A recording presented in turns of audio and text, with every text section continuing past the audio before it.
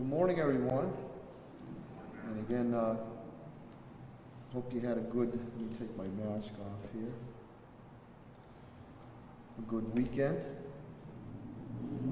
I again want to thank Dr. Mark Kerouac from Bay State Health Systems, the President and CEO, for faithfully always being here, and Dr. Robert Roos, the Chief Medical Officer of Mercy Hospital Trinity Healthcare, again for always faithfully being here to give their update and their continued collaboration and working together with the city to make sure that if and when we do face a continued surge or a specific spike to our medical system, we work hand in hand, and I deeply appreciate their efforts and their dedicated staff's efforts of what they're doing day in and day out. I also want to thank our wonderful sign language young ladies that are here. Thank you very, very much. We appreciate that immensely. And I want to thank the media, again, for being here, print media, the TV media and the radio media. It's important to get this information out, and we deeply appreciate that. And I'm very thankful to my cabinet heads down the rank and file, tested and true through a number of natural man-made disasters. They've done a tremendous job. And I'm thankful to each and every one of you viewing this, the residents and business community of the city of Springfield, for your patience and understanding as we continue to move forward to defeat this COVID-19. So that's not forgotten on me either. Thank you very, very much. The surge continues. Just as of note, I know I give you the weekend numbers, but Thursday we got hit with 87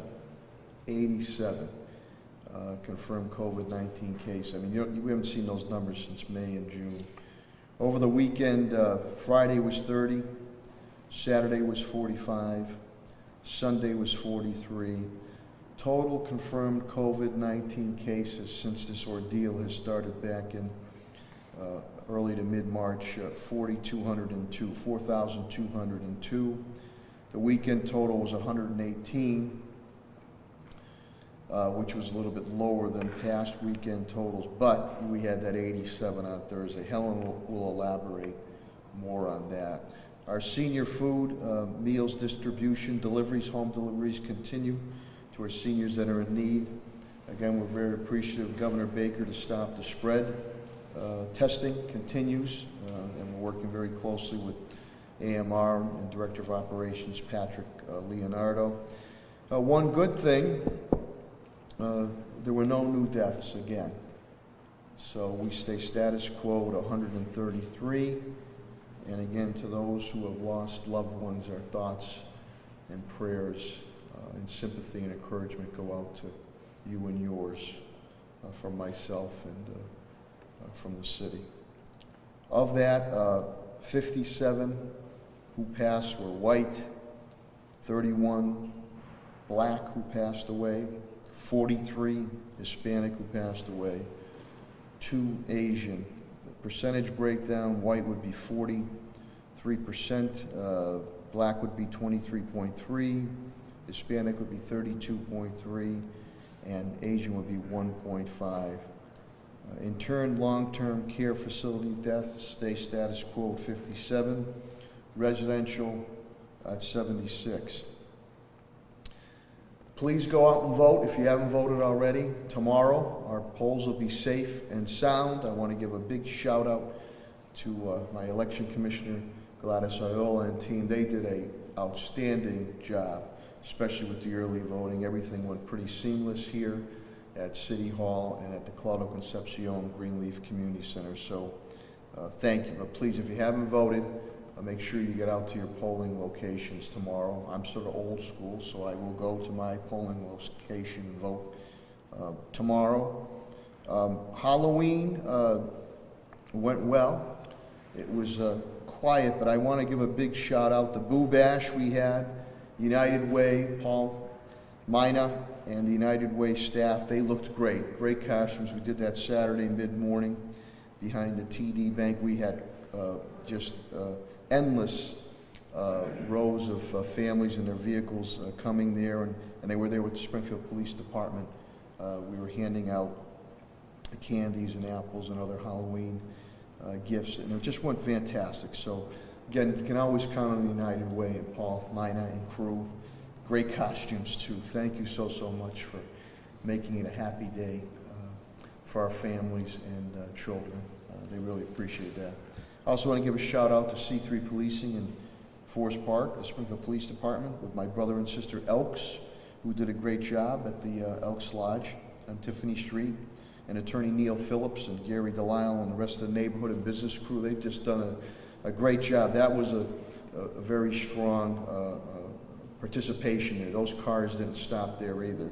And the costumes are fantastic. So a team approach. We wanted to make sure that our children and young people and families could celebrate Halloween in a safe, healthy way, and that did happen.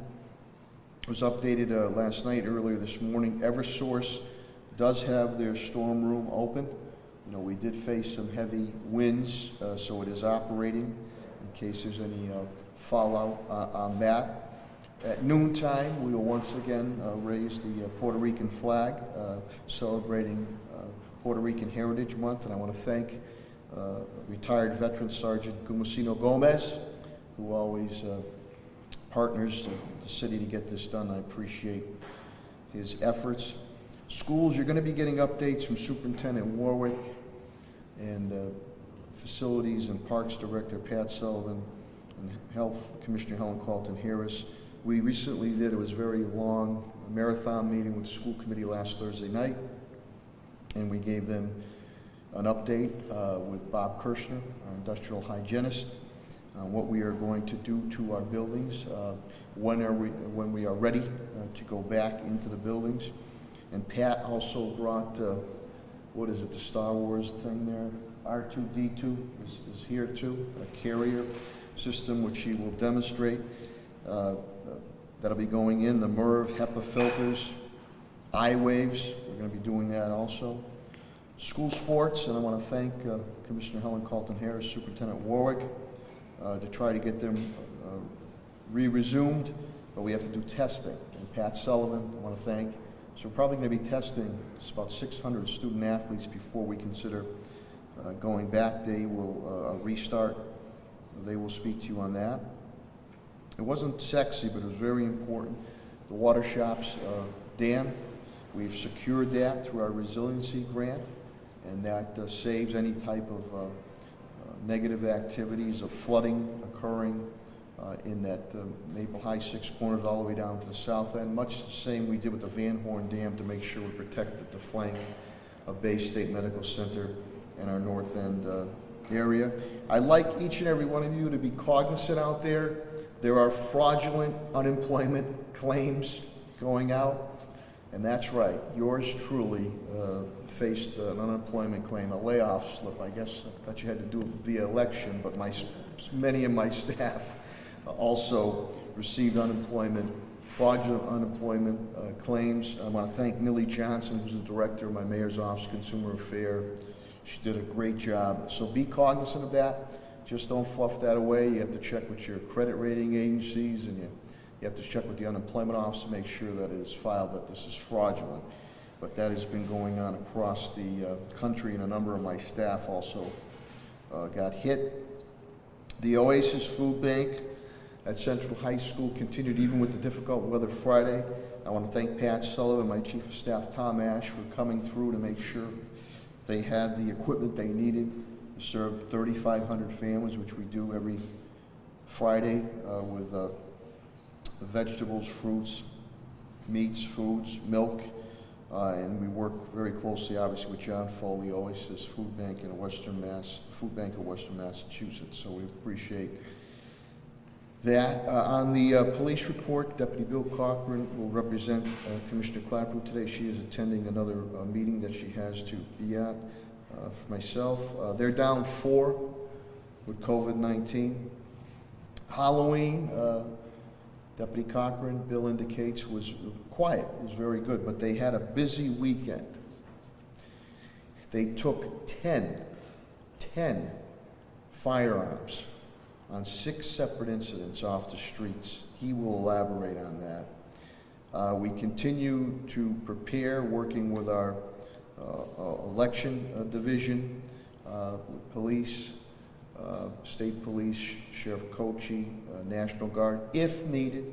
If needed, we always want to be prepared. We're hopeful that the elections go quietly and people exercise their right in a peaceful manner, but if needed, we are prepared.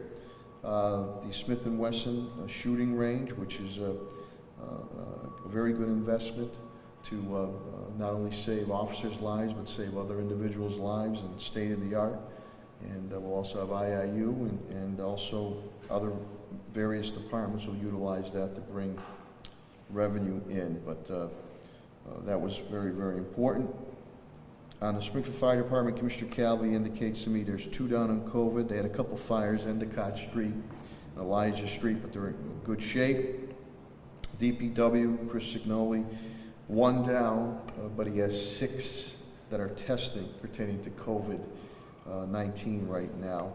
They are caught up with yard waste, so thank you very much on that. The call goes out for snowplow drivers again. Not only the city with the CDLs having difficulties, but many of the independents are having extreme difficulties getting drivers. So we want to make you aware of that, and again, we are looking for the independents again that we subcontract out with, and also CDL drivers. But across the Commonwealth, it's very difficult to find drivers right now. These companies can't find drivers, and we're going to continue to put a full court press because we want to make sure we have our plowing operation intact. Superintendent Warwick, again, we're nearing 4 million meals served to our children and families. It's 3,912,566. They gave out about over 94,208 meals over the weekend.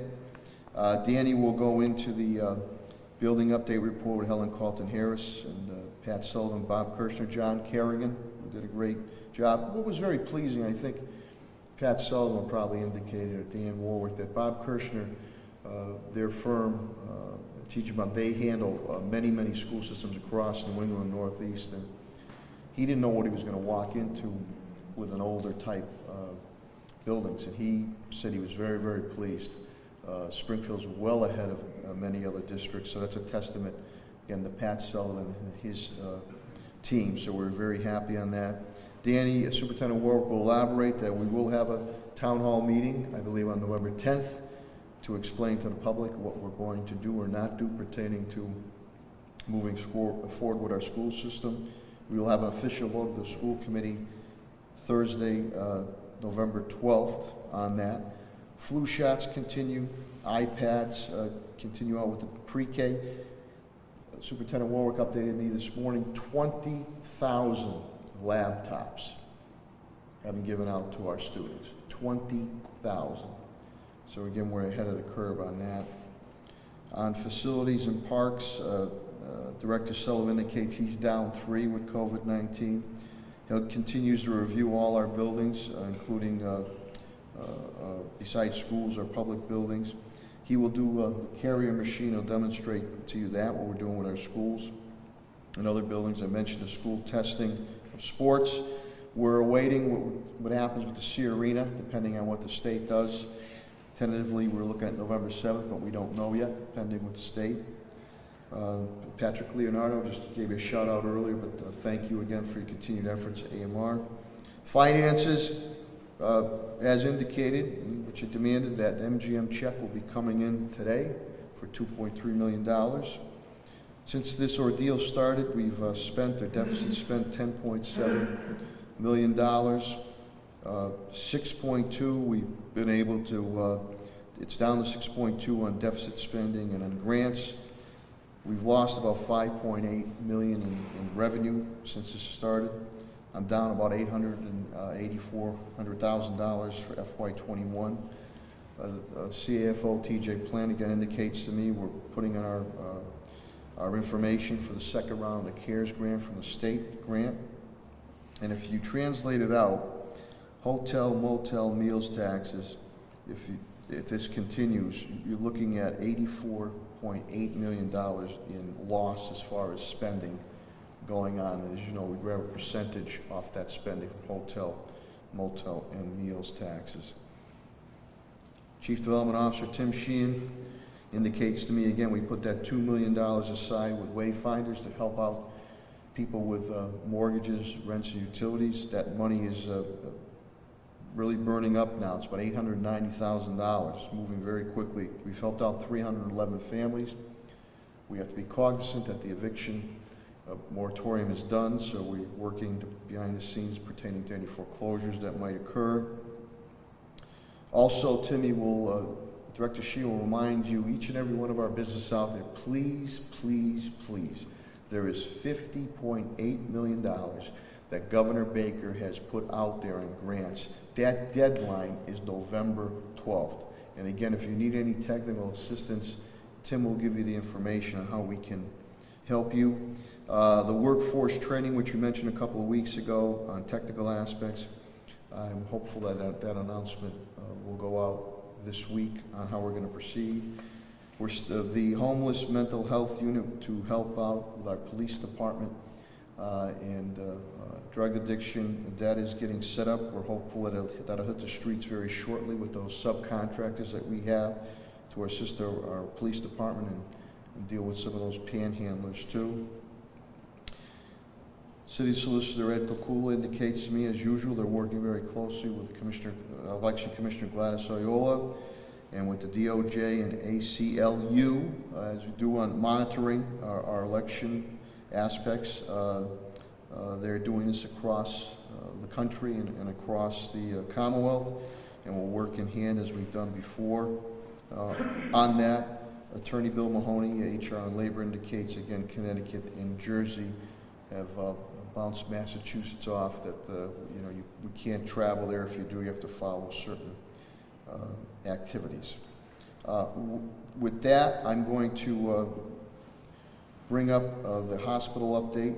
Dr. Mark Kerouac, the President and CEO of Bay State Health Systems, and then Dr. Robert Roos, the Chief Medical Officer of Mercy Hospital, Trinity Healthcare.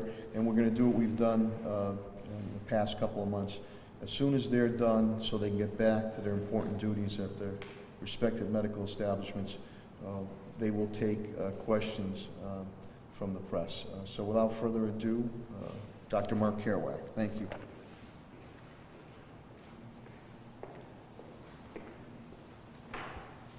Good morning again, everybody, and thank you, Mr. Mayor, for holding these events and giving us this opportunity, and thanks to the members of the media for carrying this information to the general public.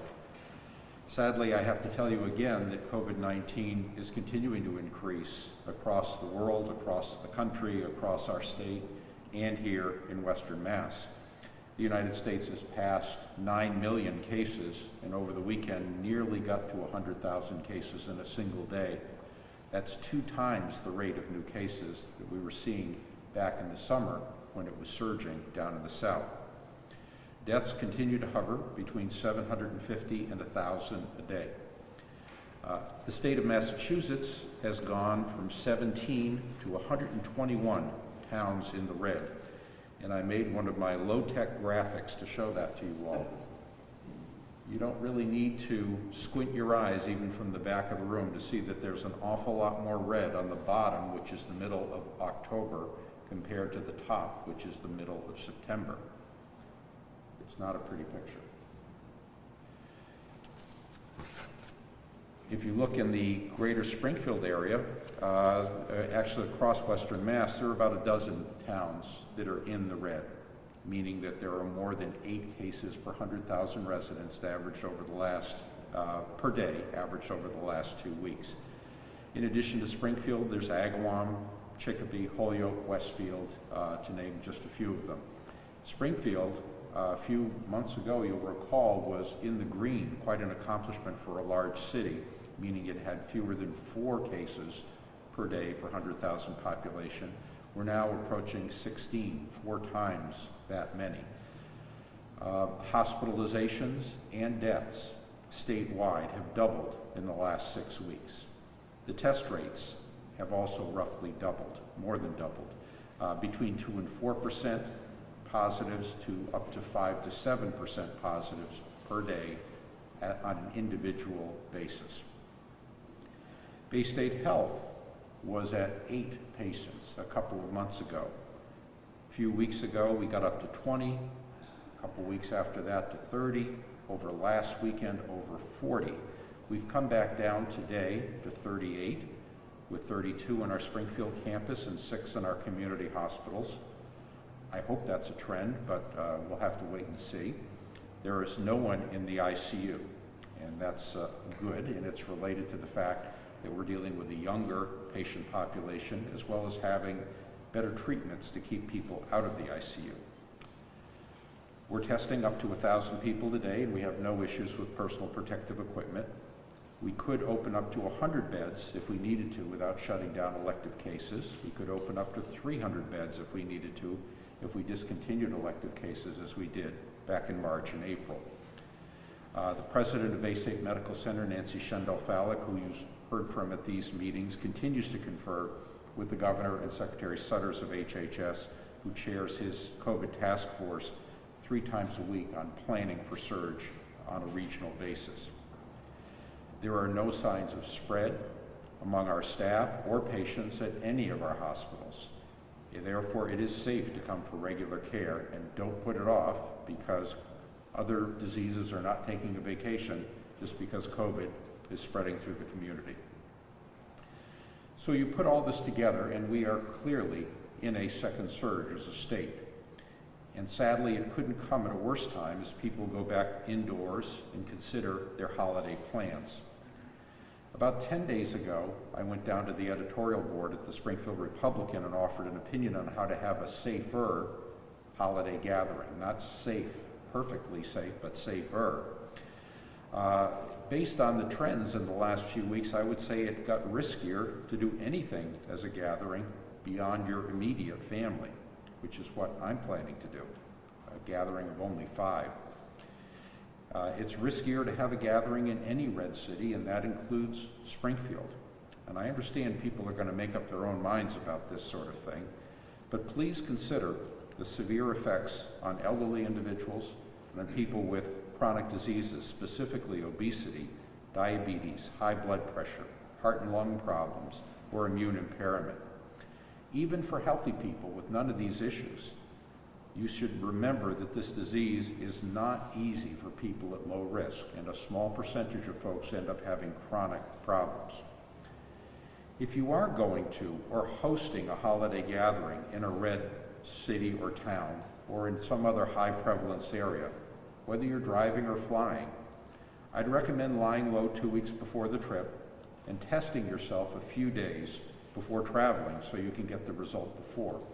Here in Western Mass, we usually can turn around a test within a day, so I'd give yourself 2 or 3 days before. I am concerned that this may cause our governor to move us back as far as our reopening plans, which would have serious effects on kids in school and on many sectors of the economy. And it really doesn't need to happen if we follow the guidance that we've been talking about for many weeks. I would implore you to rededicate yourself to following the guidelines: masking, social distancing, hand washing. They're not a guarantee of safety, but they greatly lower your risk. If we can maintain this mindset of being careful in simple ways in public places, we can reduce the impact of this surge. And the commitment of each of us affects the health of all of us. Finally, I'm acutely aware that the virus is not going to occupy the headlines for the next few days. It will be the election. And I wanted to just say a word or two about that. Over 80% of Americans are following this election closely, which is much higher than previous years. And over 70% of voters on each side feel it would be a disaster if the other person got elected. At Bay State, we plan to keep politics out of the workforce and out of the workplace, which is how we'll be advising our leadership team today and tomorrow. We'd remind you that we are here for all people in our communities, no matter how you're voting or what your political inclinations are. We are, however, concerned that nerves might be frayed, and therefore we're preparing for inappropriate behaviors that sometimes come along with that. I continue to hope that the lessons this virus has been trying to teach us are lessons we'll eventually heed. We said early on, and you've heard many people say we're all in this together. I think it's now time for our actions to start matching our rhetoric.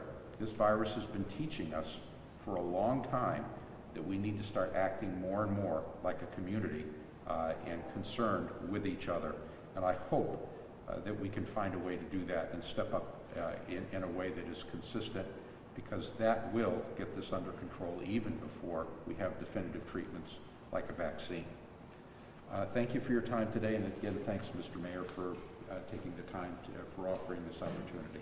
Thank you, Dr. Kerouac, very much. We'll now bring up Dr. Robert Roos, the Chief Medical Officer of Mercy Hospital, Trinity Health.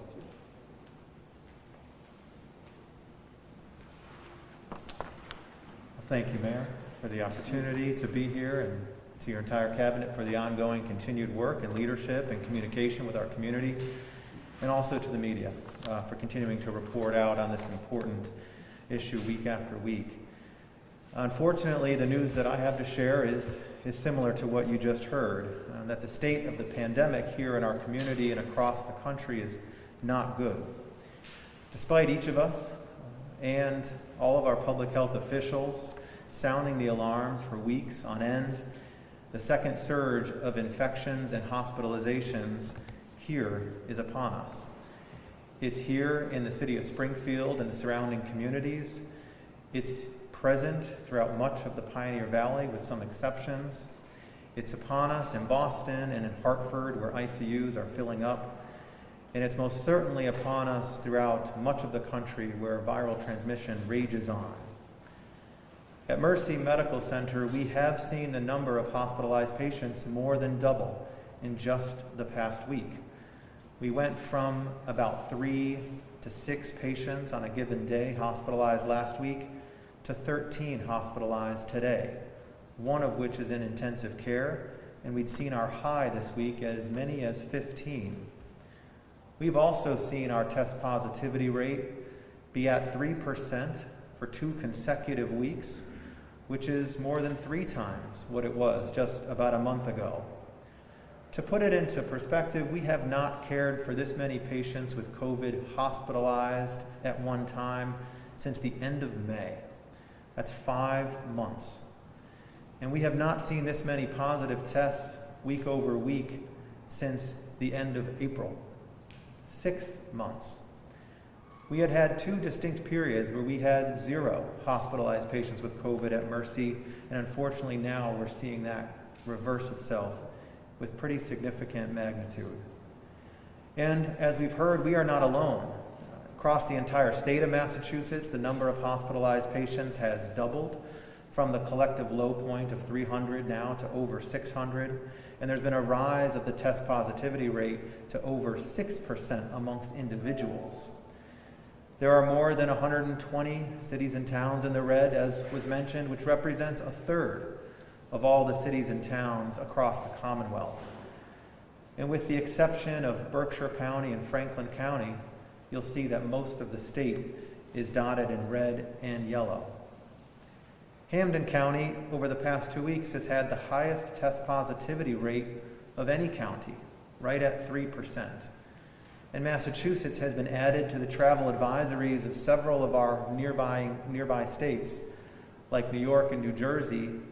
And actually, if we applied our own criteria to Massachusetts, we would be an affected state by our own rules, with an incidence rate of over 10 per 100,000 residents.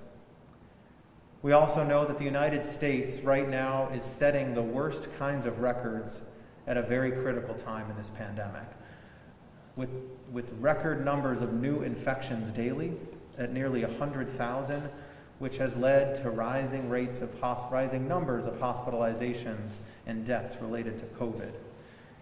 In this country, we've had over 9.2 million infections, over 230,000 COVID-related deaths, and there's been so many more people countless numbers really, that have suffered effects related to COVID or indirectly because of the poor response to the pandemic nationwide.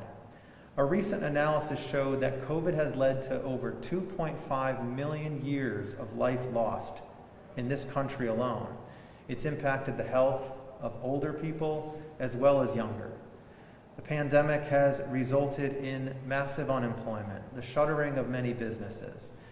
And in some communities, hospitals and physician practices have had to make difficult decisions about whether or not they can even continue to operate with the massive losses and the shifts in how people are accessing care in the community.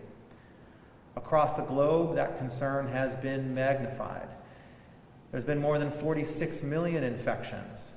Many countries now, including several notable European countries, are seeing rising rates of infections and hospitalizations and are facing a new round of lockdowns to preserve capacity in hospitals, like in England, and to ultimately save the lives of those that are vulnerable. So at this point, it is very hard to argue that we are not heading in that direction of more illness, more hospitalizations, potentially some more death, and perhaps some more eventual lockdowns or changes in mandates. However, I think that we can make a difference and we can prevent that. I personally don't think that we are there as of today. We're not yet at that point. But it's going to take each of us, each of you, to think differently and act differently from here on out in both our home lives and our external lives. In this week's Department of Public Health report, on page 38, there was an interesting chart that was focusing on the location of the active clusters of confirmed infections by the type of setting over the past 2 weeks. And it's exactly as we've been talking about and as we have predicted. The vast majority, 83% of confirmed infections, were related to a cluster that could be traced back to someone's household. There have been over 2,700 clusters with over 6,800 confirmed infections that were traced back to one's home in just the last 2 weeks alone. These are infections that are occurring amongst loved ones in a family. The second and third most common location of clusters of confirmed cases was in long-term care facilities and senior living facilities, with a total of 73 clusters, several magnitudes less, resulting in 663 infections, accounting for 8% additional confirmed cases. And so when you factor in together infections in the household and those in long-term care and senior living facilities, over 91% of those infections were occurring in the places in which people lived. And so, as it follows then, the report shows that while there are clusters and confirmed infections tied to other types of facilities like places of worship, restaurants, childcare facilities, schools, hospitals, they account for a small percentage, less than 10% of the infections. And I believe that's very, very clearly because businesses and activities have safety protocols in place. And by and large, people wear masks when they go out to shop or engage indoors in certain facilities. They by and large keep their distance when going into new places or they go to a restaurant. And there are limits on occupancy, and people spend smaller amounts of time in those facilities. But it's also clear that many people are not following those same guidelines with friends and families in their own circles, in their own personal lives, and they're bringing those infections home, whether they're aware of it or not, and then they're spreading it. And then those contacts go back out into the world, and it can create that vicious cycle. And so what's become clear as we look at the data, and we look at the data again, is that the battle against this pandemic really does start at home with our personal decisions and responsibility. And it will be won at home. But it has an impact that goes far beyond. A report by the CDC that came out this week actually showed just as much, that secondary transmission from one infected person in a household can result in infections in more than 50% of the other people in that household. And it can be spread very readily and easily amongst both children under the age of 12 and adults. The majority of infections here in Massachusetts are now occurring amongst young people. We've mentioned that a few weeks over, where the most number of infections are actually occurring under people the age of 20. The next is between 20 and 29, and then so on. It's important to recognize that those infections, even amongst the young, are not entirely benign or without risk. They do result, more often than not, in additional infections. They do lead to other cases that can contribute to severe illness, hospitalizations, or deaths. So I urge you all to think about this in the context of the past year. This has been a year of incredible challenge, of one of unspeakable tragedy early in the spring and much loss. We've also at times stretched the healthcare system so significantly that it led to other spillover effects where people delayed care. It's also led to significant economic challenges, and we're seeing this threat appear again in states across this country and in other countries, as we don't yet have a vaccine that's ready for deployment and we don't yet have a cure for this virus. We have, however, learned an incredible amount over the past 10 months. We know exactly what simple actions can help prevent the spread of this virus. Masking, distancing, staying home when we're sick, and getting tested if any exposure or symptoms. And so as we approach the winter, and we all think about these holiday gatherings where more people will spend time indoors with family or friends, I urge you to also think about ways that you can make a difference. Being in a household with someone does not make you immune from acquiring the virus if they have it, but rather it can actually make you sick and make other people vulnerable. Transmission can occur so rapidly amongst people even without symptoms that if you have somebody in your household or you know somebody close to you who's been exposed, who has tested positive, who has gotten tested and is awaiting those results, or is feeling sick with any of the symptoms that could relate to COVID, you must implore them to self-isolate, even in their own home. Use their own bathroom, use their own bedroom, and for other people in that household to wear a mask until those results are back and that isolation period can be satisfied. The science is very clear about this. It's very clear about the risk of transmission, and it's really about masking, distancing, increasing opportunities for air exchange if you're sitting in the same room, and reducing the time that you spend together. Each time that you're with other people, I urge you to think about how you can reduce your risk through one of those actions. And over the holiday season, I encourage you to make a personal commitment to do what you can, to practice the efforts like masking until it becomes habit, to keep the supplies handy, and to think about the people in your life and those in our community that would be at risk or vulnerable, not only to illness, but also to the economic changes that will occur if we continue to see rising rates of infections. Otherwise, I unfortunately predict that we may be confronting a time in which there will be more mandates that are to come to protect the health and safety of everyone. I cannot stress enough that to the people in the community that you are actually the front lines in this pandemic. You are, each of you, the public health soldiers that can help reduce transmission through your own actions. We at the hospitals, we are the last lines of defense. We are there, we are the troops that will care for you when you need it. At Mercy, we are ready, we are prepared, we have the PPE, we have the testing, we have the protocols. We're prepared to maintain all types of care throughout rising rates of COVID so that you do not need to avoid or delay any types of care. And we are committed to your safety. So please, please take your personal efforts seriously. Help support those around you to do the same, because many people's lives and livelihoods depend on it. Thank you. Thank you, Dr.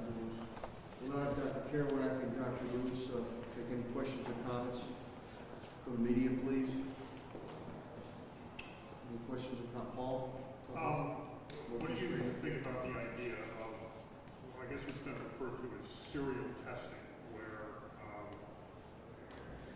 a lot of people would be required to get tested, restaurant workers, other, besides just the frontline workers who are getting tested now. What are your thoughts about that?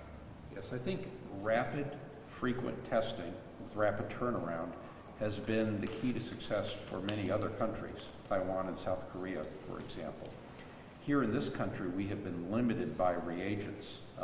We would love to be able to test 3,000 a day, but we have to be scrounging and begging every day to have enough chemicals to do those tests.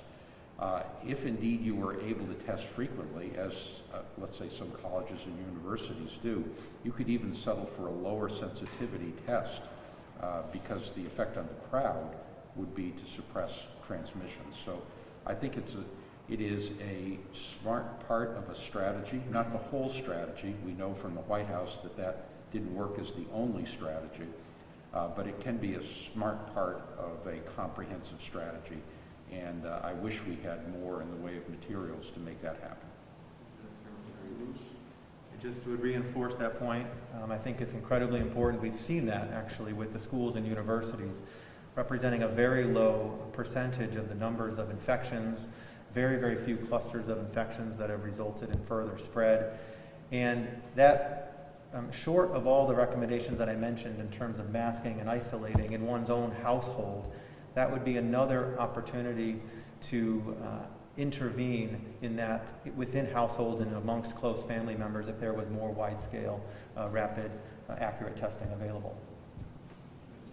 Any other questions or comments? Doctor, obviously we're seeing what's happening in Europe, and some of these are countries that we kind of assume are doing everything right, so to speak. Do you have any insight into what there might be some difference here that might be able to allow us to avoid what seems to be the fate of at least another round of lockdown? Maybe not as long as the last one, but still some kind of lockdown, because we generally wouldn't associate what's been going on over here with anything positive that might let us avoid what they're going through. Yes, I think that the flavors of lockdown have been very different in the different European countries. Germany, I believe, is looking at restaurants and bars, retail establishments. France has imposed a curfew. No one, I believe, has done the sort of lockdown that's been seen, for example, in China or in Italy back in January and February. So I think that what they're trying to do is to get their arms around areas of activity. As Dr. Roos mentioned, you really need to we're a little smarter now about where the infections are coming from. And to me, it's never made a lot of sense to close down sectors of the economy or sectors of social activity where infections aren't spreading. And that would include restaurants, retail, schools, churches, etc. It certainly could get to the point where infections are so widespread that you can't tell where they're coming from. And in those instances, I think that would be a time where conversations about that sort of thing would be happening. Do you think that, given the fact that we are seeing so much of this spread happening within households and probably to a certain extent social gatherings that are informal as well, and maybe like the patient zero is coming from just one of those, so that itself doesn't qualify as a cluster. I mean, is there even any reason to believe that some of these, if we did end up shutting down various businesses, that it could even stem to spread? I mean, is there a concern that if we do, it might even make it worse, right? Might even make it worse if you were to shut down restaurants. People might decide to have more home parties. Any other questions or comments? Yes. We'd like to know if the hospitals are prepared for the flu season and how that relates with the increase in the COVID cases. So yeah, we've been continuing to talk and focus efforts to ensure that we're prepared for both influenza season as well as rising rates of COVID. At Mercy Medical Center, we've done a few new things this year in regards to making sure we're well prepared for flu. Much of that is the same policies and protocols that we're doing to prevent COVID infections, with masking and temperature checks at the front entrance and separating patients in our outpatient areas to those with fever and upper respiratory illnesses from those who are well going for other types of care. In addition, we mandated influenza vaccine for all of our colleagues, except for those that have a medical or religious exemption. And we have developed testing protocols so that we can better utilize resources for those that would need testing for influenza and COVID, or one of the other, based on their clinical symptoms, their exposure, and maybe the history of whether or not they've had COVID before or not. So we've increased our capacity to test as well. So at this point, we are well prepared for influenza season and for the rising rates of COVID, but certainly it's always something that we are mindful of, as they can create additional complexity for the individual. We're observing the same approaches, so I would agree with what Dr. Roos said. The only thing I would add is that all of these great things we've been talking about that help prevent COVID also help prevent flu as well, because it's transmitted in the same way. Any other questions or comments? Okay, hearing none, I can thank you. Thank you, Mayor. Thank you. Good health. Thank you all. Families and your staff. Thank you.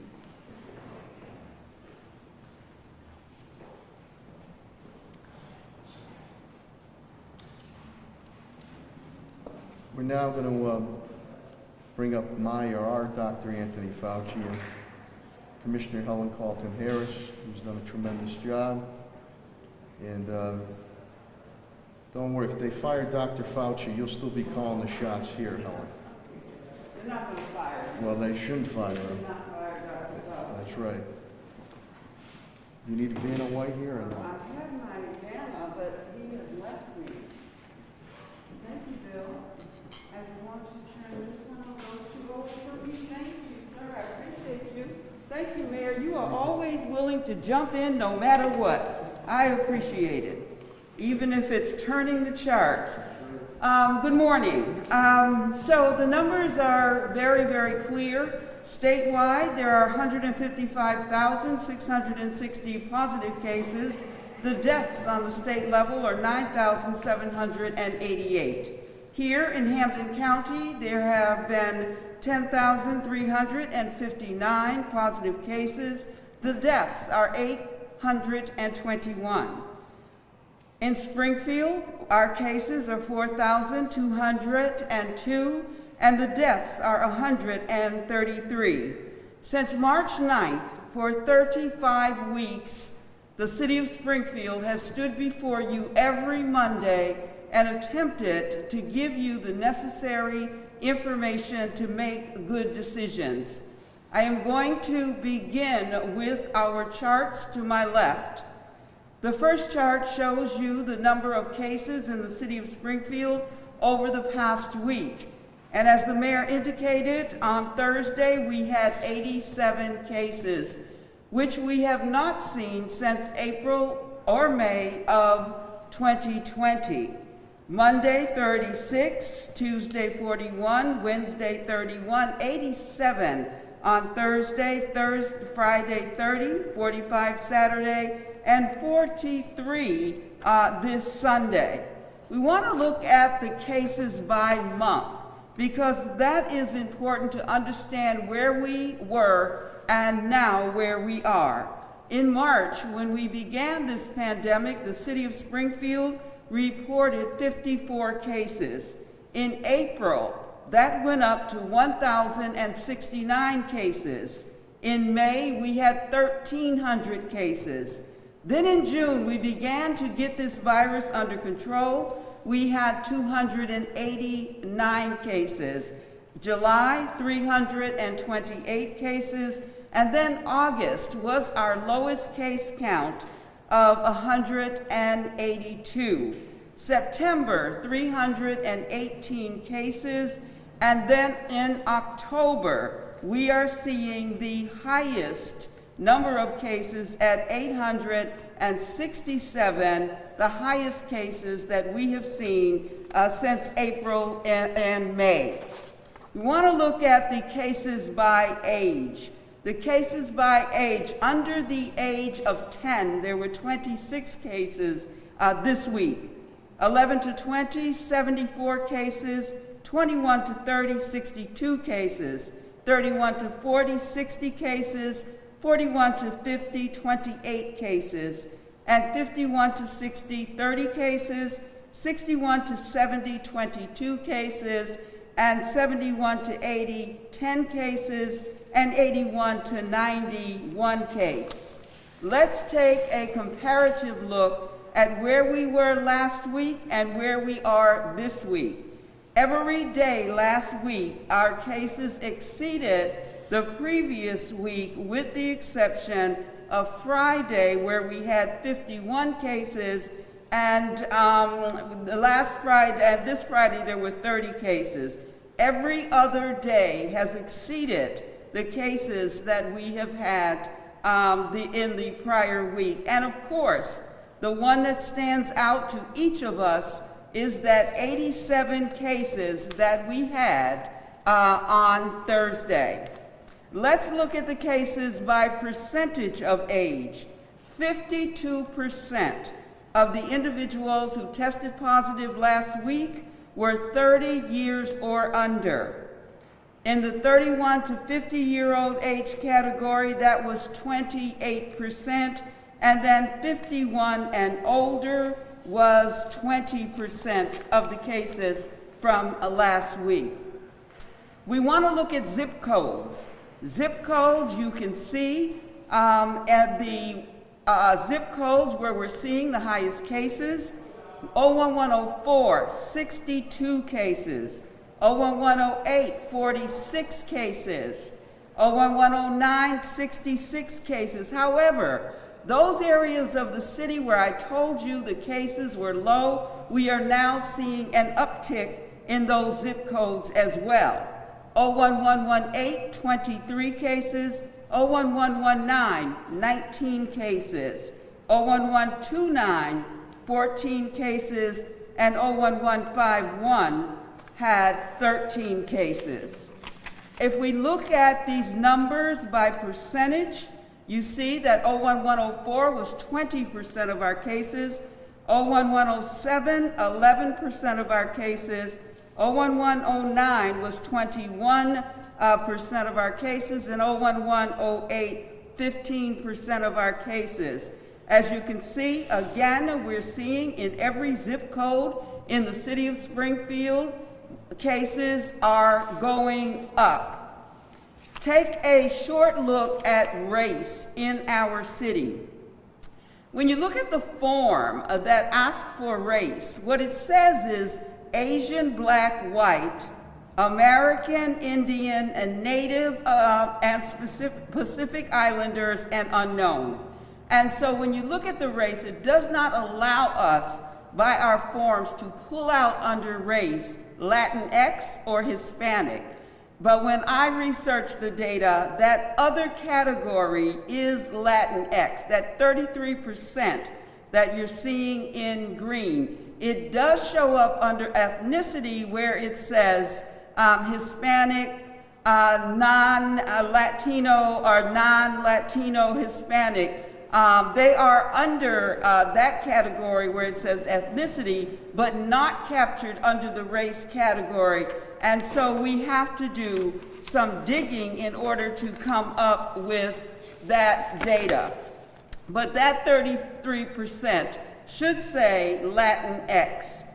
And so the trends, the number of persons under the age of 50 now make up 80% of our cases in the city of Springfield. October is now the highest month of record positive cases since April and May of 2020. The number of cases at institutions of higher learning are increasing, and one institution has made the very difficult decision to go remote.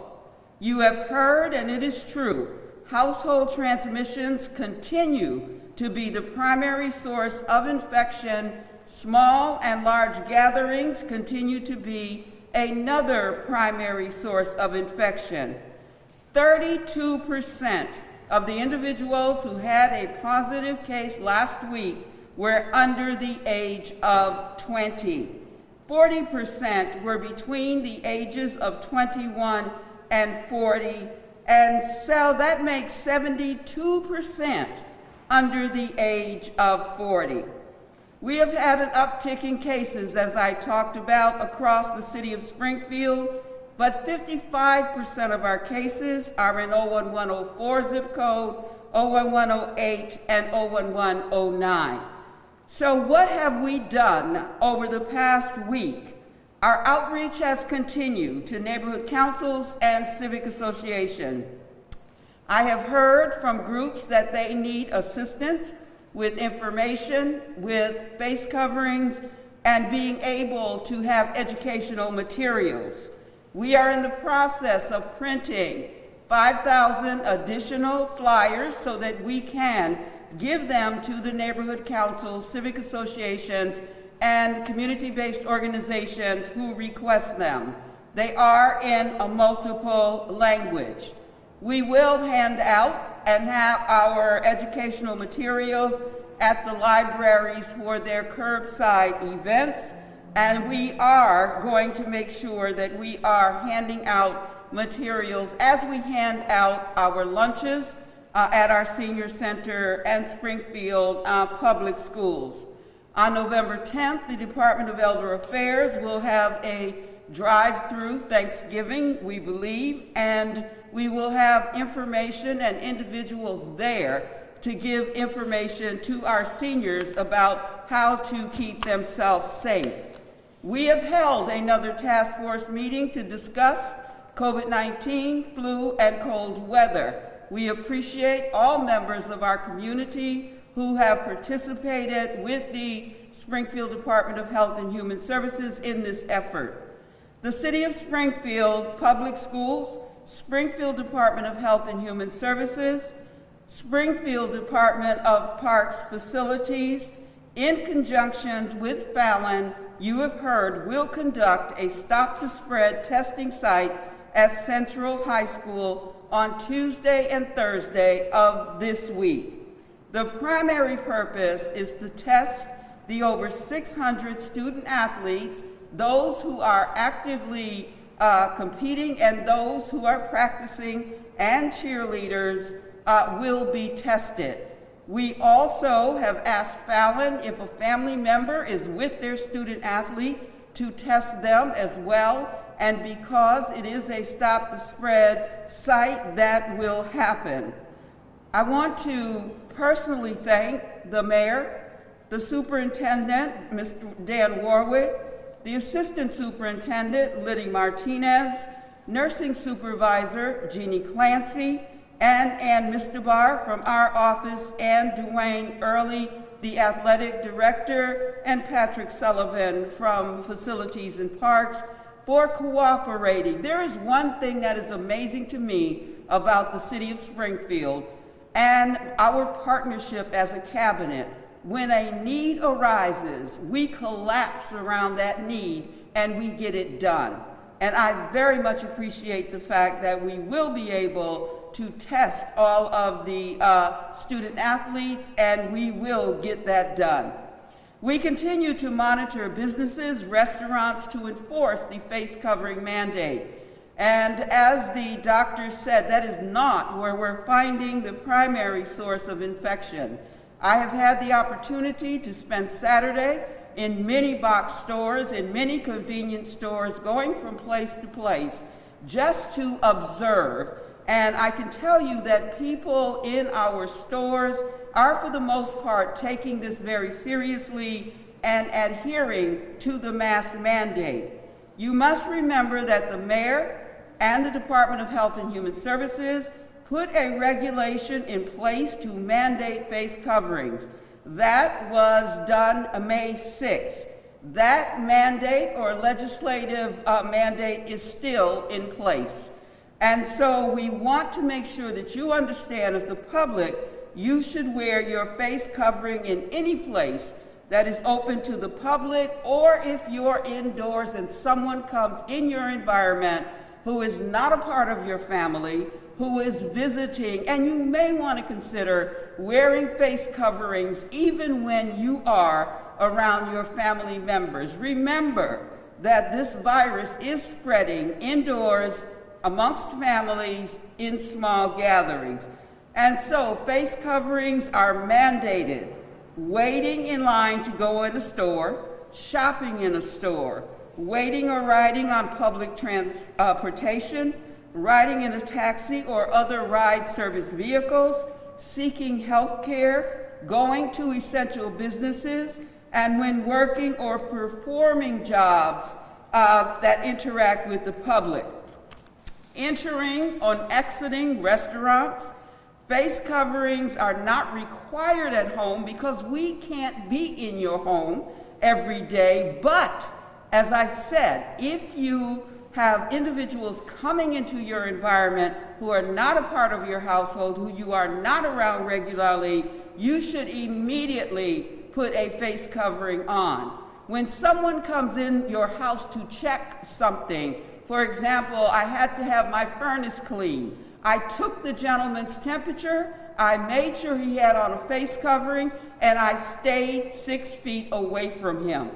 That's the kind of behavior we have to have when individuals come into our environment for any reason at all. Enforcement. Law enforcement and public health officials are empowered to enforce the regulation, and individuals can be fined up to $300 per occurrence. Springfield Police Department sworn officers are designated as agents of the Board of Health for the purpose of enforcing this regulation. It is pursuant to Mass General Laws, Chapter 111, Section 30. Travel orders. The only states you can come to the Commonwealth without testing and without quarantine for 14 days are California, the District of Columbia, Hawaii, Maine, New Hampshire, New York, Vermont, and Washington State. New Jersey and Connecticut have been eliminated from the Massachusetts mandate, and we have eliminated Connecticut and New Jersey from the Massachusetts mandate, and Connecticut and New Jersey, have removed Massachusetts from their mandate. So that means, from being exempt, so that means if you travel to Connecticut and if you travel to New Jersey, you will need either to be tested or be quarantined for 14 days and vice versa. Collaboration with the state. Want to thank all of you who got the alert last Monday. It seemed to work because Patrick Leonardo tells me that people were waiting in line for up to 3 or 4 hours patiently to get tested. So you all went out and took that seriously and got tested, and we appreciate that, and we appreciate AMR, who has overall tested 29,361 individuals. 12,064 of them were Springfield residents, and Springfield residents showed a 1,209 were positive. We will have the neighborhood ambassadors that will be working with us from the Commonwealth, and we will have PSAs going out, as well as having them on buses and other places where they can be observed in multiple languages. We all have a role. The federal government has a role. We would hope that at some point we could have a mandate, or at least a recommendation, that everyone wear a mask and everyone be tested. The state government has a role. The neighborhood ambassadors, the PSAs, our partnership with them, we are appreciative of Governor Polito, as well as Governor Baker, as well as Lieutenant Governor Polito. Local officials, we and elected officials have a role. We have continued to ask, wherever you are in your environment, please make sure you are following the recommendations of public health. And you and I have a role to thwart this community spread. We've talked about it over and over again. Personal responsibility. That personal responsibility has been expressed by both Dr. Kerouac, and Dr. Roos, make sure, this is an individual decision. You have the power to put on a mask. You have the power to wash your hands. You have the power to socially distance. This is something that you can do. And we can't be with you as government officials all the time. Your family can't be with you all the time. So we are asking individuals, please make very, very smart decisions. You can do this. As I've said, we have been doing these press conferences for 35 weeks since March 9th. We will do them, the mayor tells me, for another 35 weeks if necessary, because our goal is to get information out to you. The mayor says we hope not, and we all hope not, but I want to emphasize our commitment is not to stand here every week, and our commitment is to do three things: educate, legislate, and advocate. We educate you by standing here and giving you information. We have legislation in place all over, like the face covering mandate, like the legislation that has to do with businesses, like the mandates that we put in place because we want to protect you. That's legislation. Our goal is to advocate for you, and we do that as a municipality on every level. We make sure that we're getting our fair share, that individuals do have access to our PSAs, have access to PPE, are able to stay strong in the face of what has become something that all of us have become very tired of. We may be tired. We may have COVID fatigue, but the virus is not tired. The virus is not tired. It loves having a host. We are the host. And unless we do the things, wash your hands, 20 seconds or more, watch your distance, 6 feet or more, wear a mask or a face covering. Unless we do those things, and I know I have heard from people who say to me, we're tired. Every day, someone tells us these things to do. And I ask them, are you doing them? That then becomes the real conversation. Are you heeding the public health non-pharmaceutical interventions that we are asking of you? We do hope so. We will stand here potentially next Monday. Hopefully our data will be better. Hopefully the information we share with you will be better. We know we're heading into the wind. We're heading into the holidays. We turn the clocks back. It's darker earlier. We're going inside earlier. There's so many things that we're facing futuristically that is going to require us to step up our game and be as vigilant and do the mitigation things we've asked you to do. I appreciate the time that the residents take to listen to us, and we just hope that you follow our recommendations. Thank you. Thank you, Helen. Thank you, Commissioner Carlton-Harris. We'll now go into the public safety segment of the update, and I'll start with the Fire Commissioner of the City of Springfield, Bernard B.J. Calvi.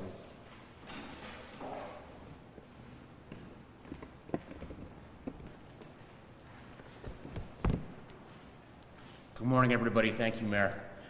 As the Mayor stated, we have 2 people out awaiting testing for COVID-related symptoms. The 2 people out last week tested negative and are back to work now, so everything is good on that front. We did have a couple fires over the weekend, one on Friday afternoon and then one this morning at 1:30 a.m. No injuries were reported to either of those fires. Everyone's in good shape. Everybody put in a good effort to get those extinguished quickly and without any injuries.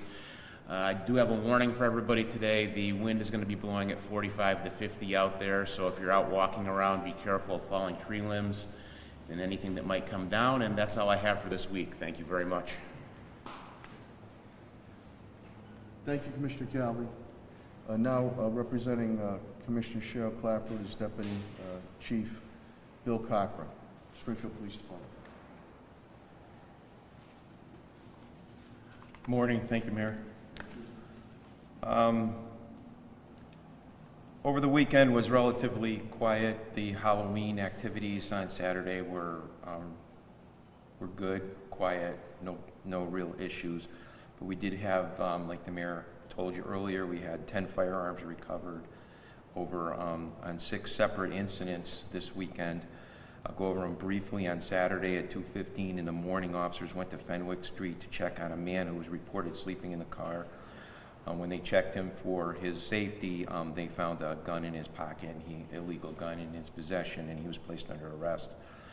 At 2:30 in the morning, 15 minutes later, officers went to the 82 Pearl Street for the report of an assault in the basement there. A woman got beat and hit with a firearm, and the firearm was recovered at the scene. Sunday morning at 12:50 in the morning, narcotics officers conducted a traffic stop on Alderman Street. They recovered a loaded stolen firearm, and the subject that was arrested had been previously arrested for illegal firearms convictions. At 2 a.m. on Sunday, we recovered 3 firearms in another traffic stop. There was a ShotSpotter activation on Washburn Street. Officers conducted a traffic stop there with 3 individuals in the car, and each individual had a firearm in his possession. On Sunday, I think the mayor talked about there was 6 cars taken out of Watershops Pond. Well, it was six cars and 1 firearm. So they found the firearm in the water over there. We believe it was from an incident last fall where we chased some people over in that area and a firearm was involved. And finally, there was Sunday evening at 10 p.m. Officers went to Middlesex Street for a home invasion where 3 men broke into the home and beat the victim. When officers arrived, 3 men were placed under arrest, and drugs, cash, a large amount of illegal cocaine was seized along with 3 firearms. Briefly, those are the 6 incidences that we dealt with over the weekend. For tomorrow, the department does have a plan for Election Day coverage. Each polling place has an officer assigned. The Election Commission hires an officer for each polling place. And the police commissioner has put out some extra patrols, safety patrols, high visibility patrols on the day shift and the evening shift. Like the mayor said, the Mass State Police has 50 troopers on standby, available to us if needed for Western Mass, and the National Guard has about 100 National Guardsmen on standby as well. And we'd like to thank Sheriff Kochi for tomorrow. He'll be taking any of our arrestees to his Ludlow facility because he has a rapid COVID testing there, so we can make sure that our officers aren't exposed immediately. And that's it. Thanks, Mayor. Thank you, Chief Coffey. We'll now get an update from our schools. Superintendent of Springfield Public Schools, Daniel Warwick.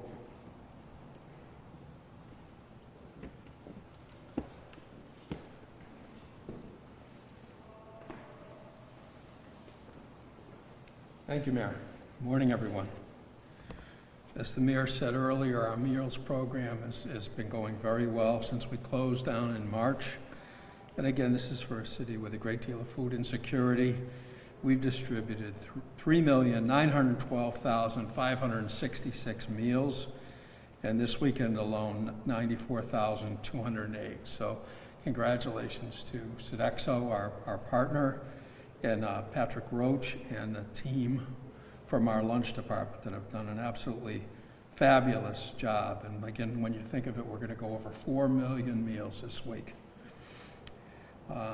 We had a great report to school committee from O'Reilly, Talbot, Noken, Bob Kirscher on our buildings. And after looking at the analysis and going over it with Patrick Sullivan and Helen, it's incredible for the age of our buildings when you look at similar school systems, and Bob pointed this out to us because he works all over New England, the great shape that our buildings are actually in. And again, we don't have any air quality problems.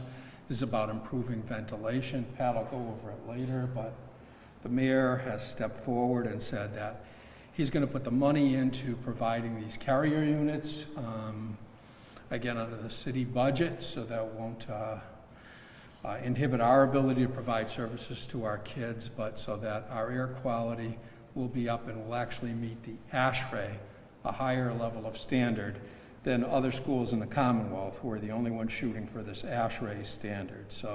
So grateful. Again, I think Helen said it earlier so well, that our city comes together, and we come together around what's important to us, and what's very important is our most prized possession, our kids. We're going to have a vote on reopening schools at the November 12th school committee meeting. And before that vote, we're going to have a town hall meeting on November 10th.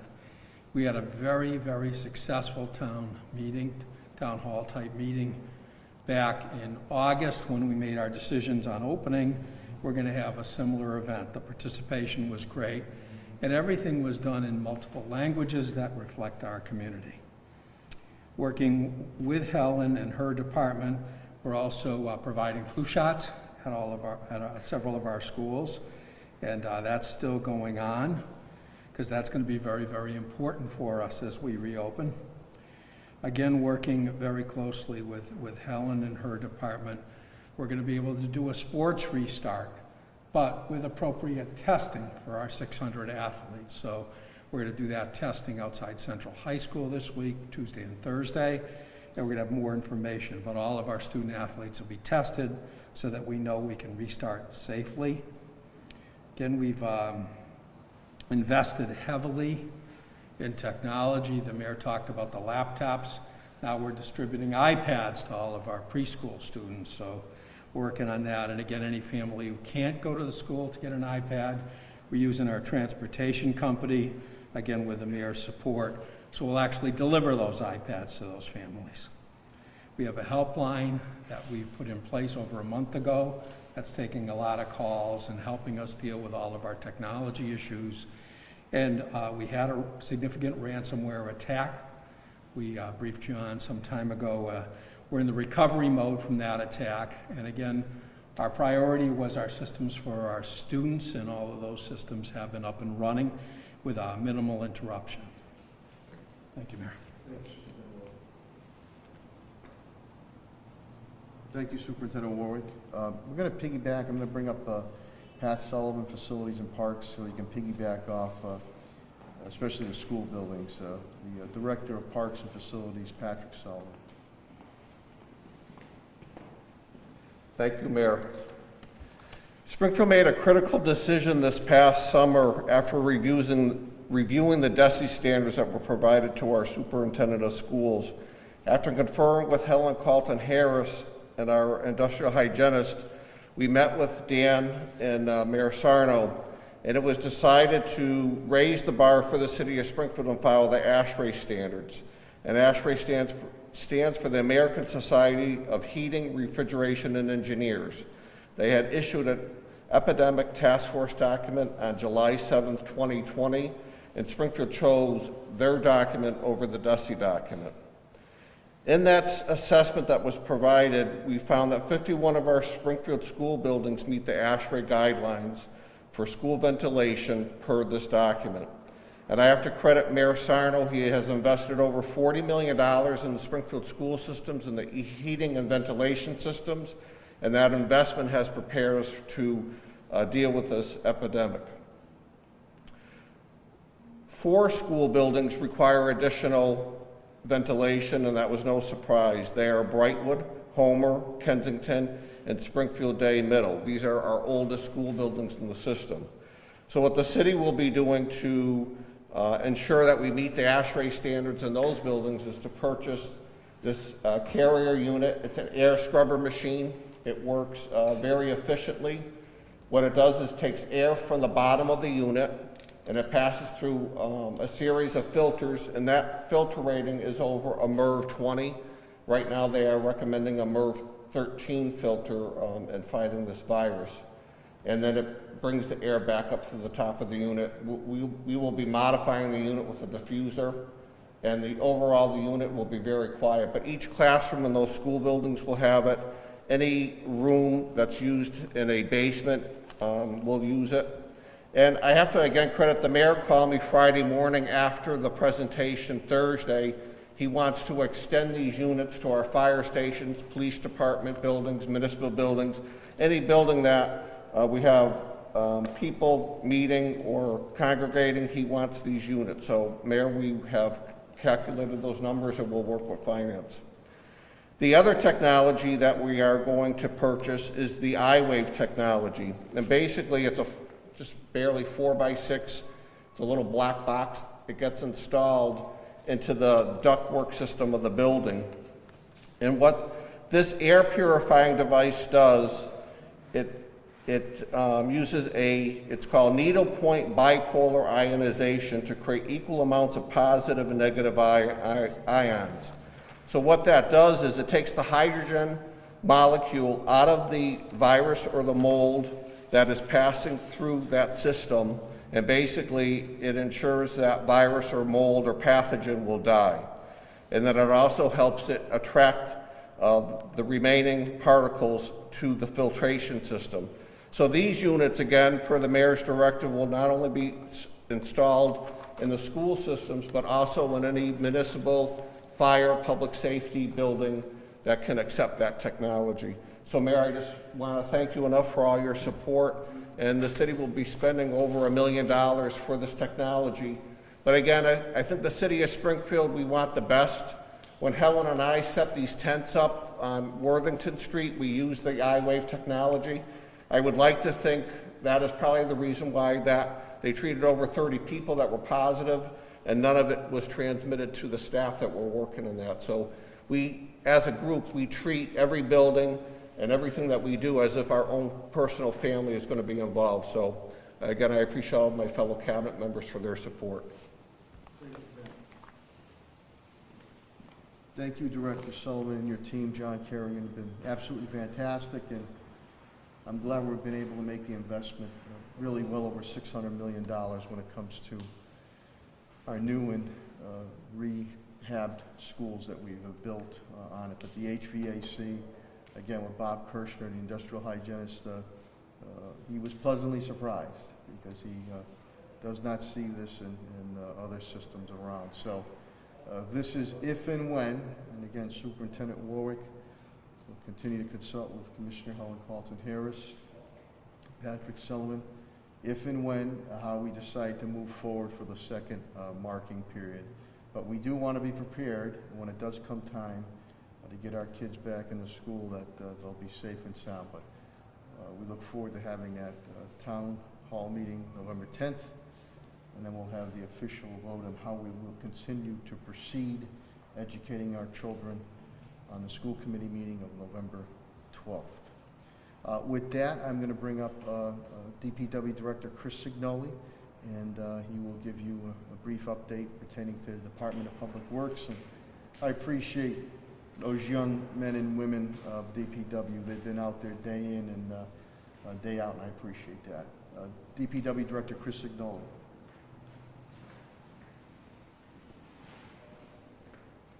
Mayor, thank you. As mentioned before, the DPW has 1 employee out due to COVID. However, we have 6 other employees that are out that will be testing over the next couple of days. We are caught up on yard waste from last week. I would expect by the end of this week we will probably be at least a day behind. This week and the next 2 will be heavy, very heavy in the city of Springfield. Commissioner Calvi and Deputy Commissioner Cochran were talking about the drawdown at Water Shops Pond. It drew a lot of people out there. Be extremely careful. There's a lot of areas out there that are not stable. And if you do find anything out there of concern, contact the police department. There were a couple postings on Facebook of people showing, I found a gun. So they posted it on Facebook with, with that picture. So it's probably not a very smart thing to do. So please be careful if you're out there. Snowplow contractors, as the mayor talked about, we are having an extremely difficult time this year having contractors apply for the contract for this year. They are having a difficult time finding drivers, CDL drivers. The Department of Public Works has openings within its department for CDL drivers that we are having an extremely difficult time finding. So, excuse me, if you know or if you are available, have a CDL and are interested in plowing for the city of Springfield, we have increased the rates significantly for this year. We also have an incentive that if you sign up by, I believe it's November 25th, there's an extra rate that goes on your hourly rate. So I would encourage people who are interested in doing that to sign up for snowplow contracting for the city of Springfield. That is it. Thank you, Mayor. Thank you. Thank you, Director Signoli. And again, this is just to give fair warning. We always look to do 100%, 110% when it comes to our plowing, but this COVID-19 has affected the work pool of drivers, has affected people being able to take CDL licensing aspect on it. So we're going to continue to be aggressive, but there are opportunities with Springfield DPW, and also the independent subcontractors out there are having a very, very difficult time getting CDL drivers, because we want to get up to our full complement besides city side, the independents out there. So again, if you're CDL, we're looking for you, and as Uncle Sam says, we want you. And also I know many independents are looking for drivers, so we can be prepared to, when it comes time to move the snow. With that, again, Springfield's in the business of doing business, and Chief Development Officer Tim Sheehan and the team have done a great job as far as trying to stabilize our businesses and help them hang on. So when we rebound on this, we rebound quickly. So Chief Development Officer Tim Sheehan will give you an update. Tim?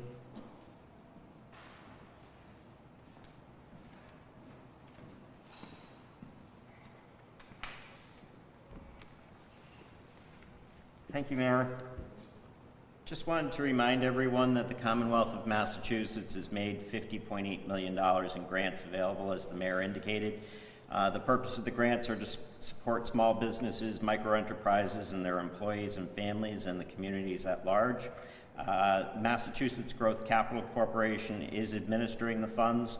The grant funding is intended to help businesses adversely impacted by the pandemic. Preference is being given to small businesses whose owners are women, minorities, veterans, members of other underrepresented groups who are focused on serving gateway cities in Massachusetts, and those most negatively impacted by the COVID-19 pandemic.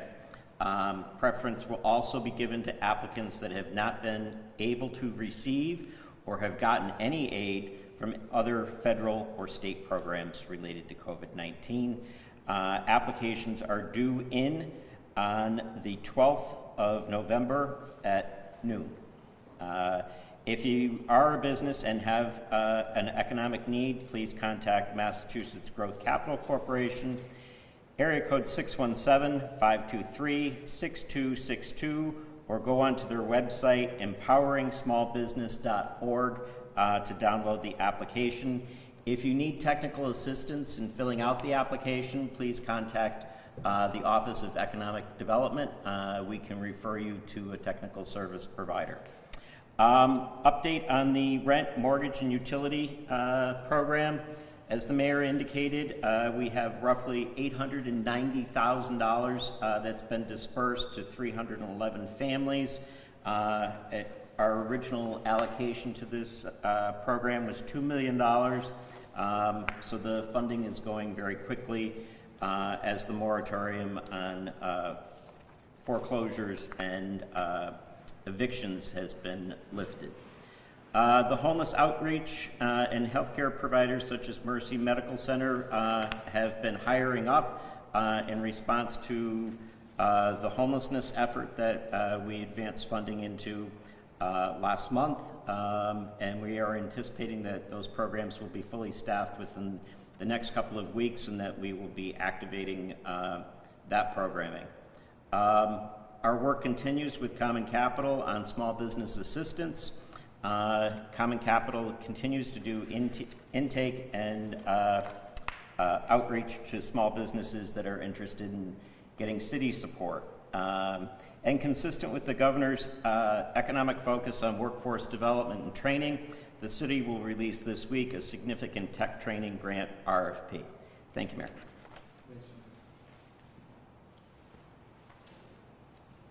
Thank you, Director Sheehan. We just we met with the new executive director also of Tech Foundry, and we look forward very much with working with him, and this aligns with the business community on that. You were given briefly the update from Solicitor Ed Pakula and HR Labor Director Bill Mahoney earlier, and I gave you the financial update from my CAFO, TJ Plant.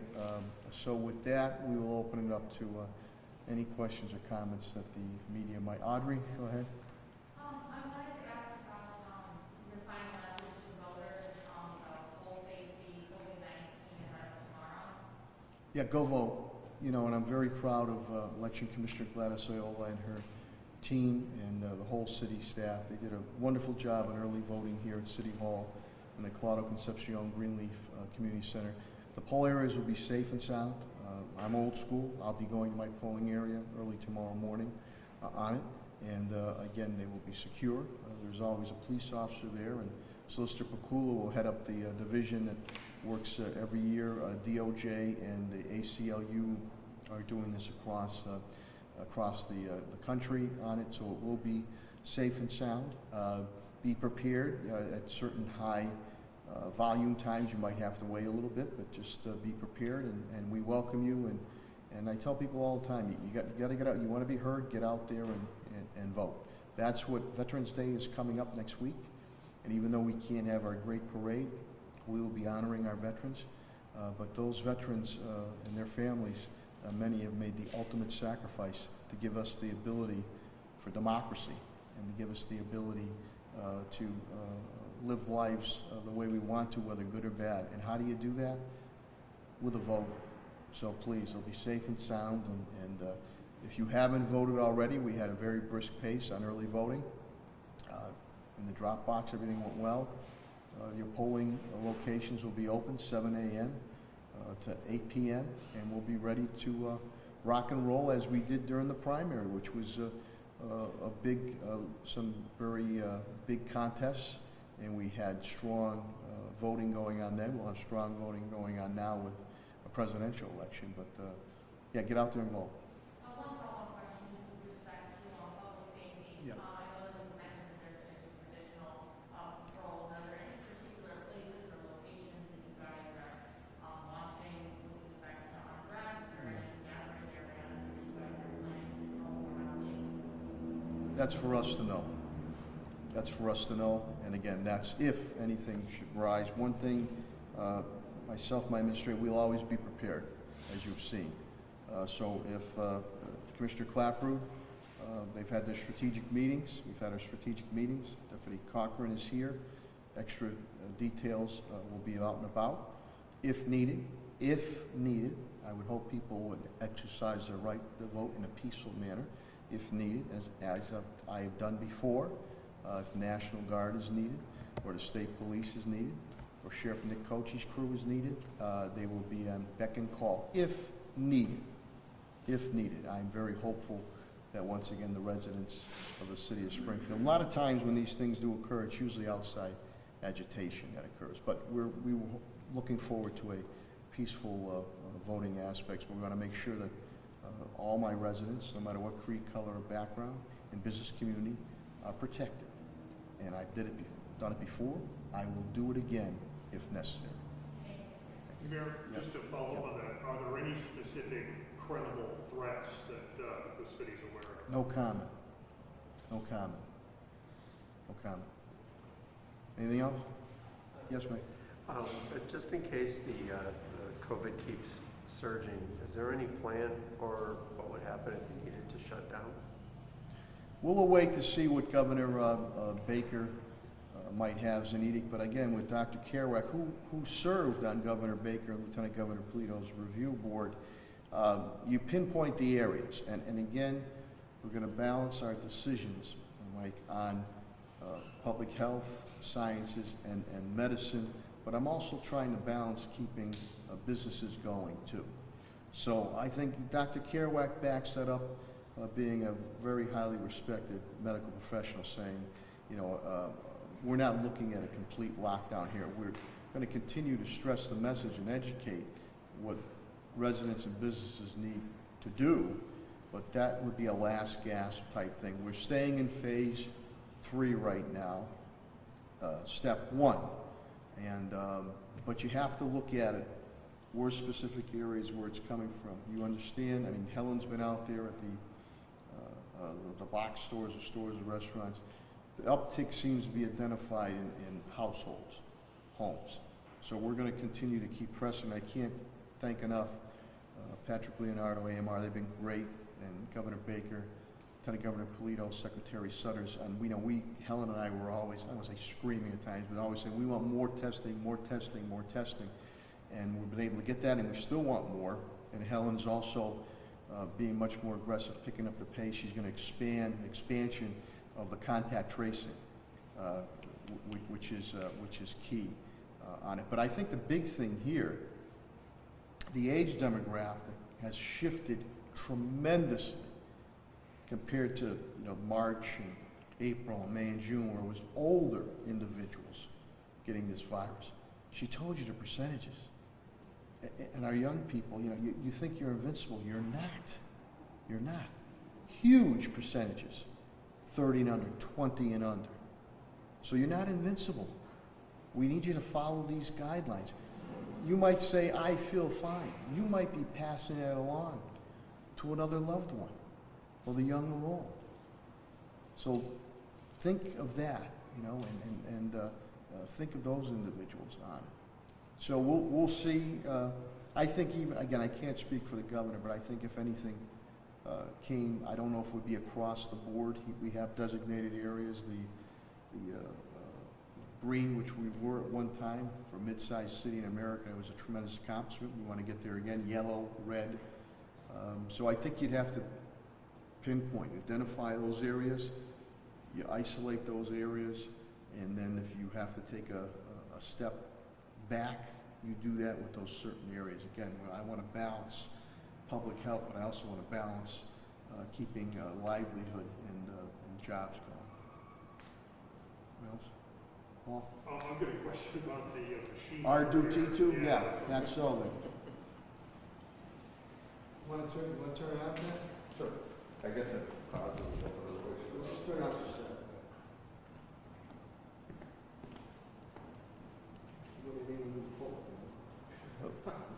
Takes a minute to get going.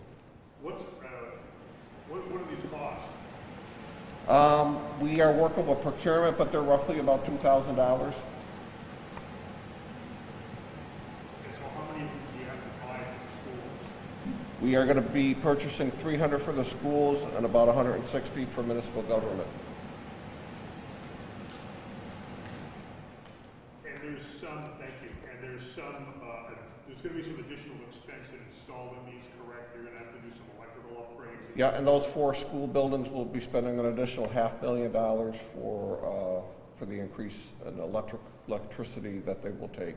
$500,000 per school? No, just total. Across the 4 buildings. As a matter of fact, just Bob Kershaw said, Pat's team, Pat's crew, they've already been doing work already in many of our schools and our buildings already. So we've already ordered MERV 13. For the other 51 school buildings, we have the MERV 13 filters already installed. We are ordering enough to get through the next year, if you will. We've put MERV 13 filters in our municipal buildings as well. So we're trying to stay ahead of the curve. So you're getting to a position where you feel comfortable that you could reopen the buildings once these are put in? Once these are installed in those 4 buildings, I think we're providing the best possible conditions that we can. And again, we're meeting that Ashrae standard, which we think is really the recommended way to go. Putting a box fan with a filter was the DESI solution. Our solution is this. But that doesn't necessarily mean, again, Bob Kirshner said it too, and Superintendent Warwick, if and when. Okay, we're going to base it on where we're standing on public health, but still masks are going to have to be worn, the hand washing, the social distancing. Also, we're going above and beyond DESI. If and when bus transportation comes into play, we might be looking at temperature checks prior to get on the bus. So what we're going to do is we made the presentation. It was a good marathon meeting we had Thursday night. So it was a public presentation on everything we're doing if and when it's the appropriate time to have our kids and staff come back to the school, that we go higher above those standards. In turn, we will have the town hall meeting November 10th, and then we'll do a vote November 12th, as we said we would do. We're starting remote, and then we said we would relook at if there's a possibility of some type of going back with a hybrid or anything. If not, then we'll stay status quo. But we want to be prepared. We want to hit the ground running with our buildings, school buildings, and our municipal buildings. And did I hear you correctly on Thursday night? You said that you're looking to potentially pay for these with CARES Act money? What we're doing as far as anything that's COVID-19 with a CARES Act, along those lines, as I've done with other natural and man-made disasters, we spend what we have to spend to make sure that our residents and business community is safe and sound, and then we go after everything on reimbursement, CARES Act, COVID-19 money, FEMA money, and that's what TJ Plant and his team does a great job with my cabinet heads tracking all this. I gave you a figure. Some of that figure is down probably about $4 million or so because we've been able to pawn off on existing grants. A second round will be going in on the state CARES Act. We're very hopeful on the federal level that another stimulus, which is much needed, comes across from the federal level. I know that Congressman Neal, Chairman Neal Ritchie, is fighting very, very hard on that. And I'm hoping the powers that be on the federal level can, be bipartisan. This is, this is working together for the good of the people and business community. So let's do a little bit more of this instead of this on it. So, but I was very happy. Superintendent Warwick stated it. Pat Sullivan stated, Bob, our industrial hygienist, Kirshner, indicated he didn't know what he was going to walk into, as he's done with many systems in New England. He was pleasantly surprised. Wow, Springfield is on top of its game. That's a testament to Pat Sullivan and his John Kerrigan and team. So 51 buildings would be able to go. There's no air quality issue. We're able to meet the higher standards we want. We have 4 other buildings. A couple of those buildings in question, I'm building new schools. They'll be gone. Homer will be gone. Brightwood will be gone. Lincoln will be gone. Brightwood, Lincoln will come online next year. Homer and DeBerry construction will start as early as next year. So, so we just want to be prepared. Be prepared. But that'll be a decision based with Superintendent Warwick, the school committee, Commissioner Helen Carlton-Harris, on how we, either way, our children are still going to get educated, whether it's remote, whether it's hybrid, or whether it's all in. But we want to be prepared that we'll be ready to go. Any other questions? Yeah? Question for Helen, Sure. actually, about seeing data.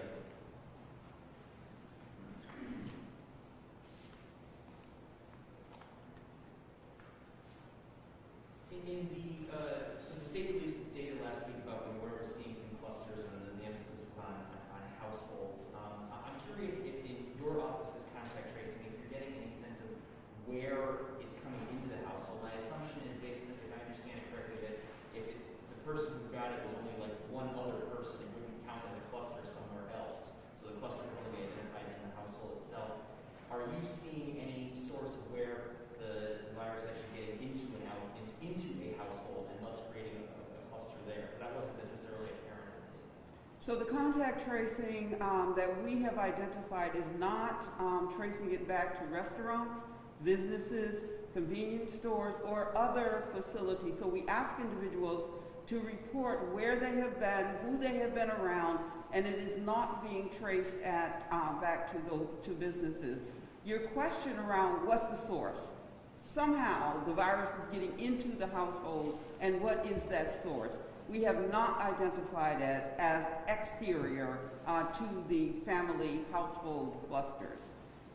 So does that, do you think that kind of lends itself to the suggestion that it was probably some interaction that one member of this household had, probably somewhat unmasked with another person outside of the household? Is that like the guesstimate at this point? So when I look at the data, I can tell you that there are several households on a street, for example. So we could have one positive, that individual could have had a small gathering, and then others became positive at that gathering, went back to their households, and infected those individuals who were in their household. So again, small and large gatherings, and then coming back into the household. This virus is so highly contagious that just one individual having COVID-19 and getting it 24 to 48 hours before symptoms when they're shedding the virus and then infecting other people during that period is potentially the source of what we're seeing in households. And just one more final point. So when you look at where, if you look at your map and zip codes where these things are, you really are you seeing truly a lot of those, how that household, like it just goes from like 1 to 5 or whatever it might be? Is that like a big driver of the data that you're seeing in the city as well? We are seeing multiple households on one street, multiple individuals in perhaps a multi-story housing, not necessarily a large housing complex, 2, 3 family complexes. And again, if you look at 01108 and 01109, those are places, I'm sorry, 01118 and 01119, those are places where we didn't see a lot of infection in the past, and we are starting to see an uptick in those neighborhoods as well, where there were 0 infections. And again, we're looking at single-family houses, individuals who may have gone to another gathering where they came back to their household and then infected individuals within that household. So multiple infections in multiple areas are traced back to gatherings that happened with more than one people on a street or in a household. Based on the trend citywide, nationwide, what strategies Springfield has employed have you found most successful, and are there any new strategies, thoughts going forward to combat? The most effective strategies are working directly with our residents, and so working through those trusted individuals in neighborhoods where we're getting individuals out, information out is one strategy that we believe is going to have an impact. Also working specifically, setting up tables in neighborhoods where individuals can gather and get face coverings and get hand sanitizers. So we think individual strategies in individual neighborhoods, particularly where there are high infection rates, will potentially work. However, again, we are seeing an uptick, so it is not going down, and so we have to get more aggressive in our information campaigns. That's why you'll see the neighborhood ambassadors and the PSAs and us directly talking to our residents and saying, we need you to practice the interventions that we continue to talk to you about. Thank you, Commissioner. Any other questions or comments? Okay, hearing none, again, I really want to thank the media, TV media, radio media, print media, for getting this information out. I want to thank my cabinet heads, all the way down to rank and file, again, tested and true. I appreciate their efforts through natural and man-made disasters. Please heed this advice, and especially to our younger people. You are seeing the percentages on a younger age demographic explode. I mean, we're not talking about 50 or under anymore. We're talking about 30, 20, and under. So you're not invincible. You need to wear those masks. You need to curtail where you're going, who you're with. That circle needs to be small now. And if, again, you think, oh, I feel good, there's nothing wrong with me, you could be harming a loved one. You could be harming a loved one. So you need to plan now. The holidays are coming up. We will defeat this COVID-19. And then we'll be able to go back to a normalcy. We'll be able to go back to our traditions and to our holidays. But until we have that full-fledged vaccine that is ready to go, you need to follow and heed the advice on public health, medicine, and science. Extremely, extremely important. We want to start to see the numbers go down. Right now, they're escalating very, very quickly. So to each and every one of you, thank you for your continued patience, understanding, and working with us. I know you're fatigued, we all are. But as we come across the Veterans Day, remember what those veterans, what they went through, what they're still going through, the ultimate sacrifices they paid. So this is not that much of a sacrifice to lead the lives you want to lead. We did it before.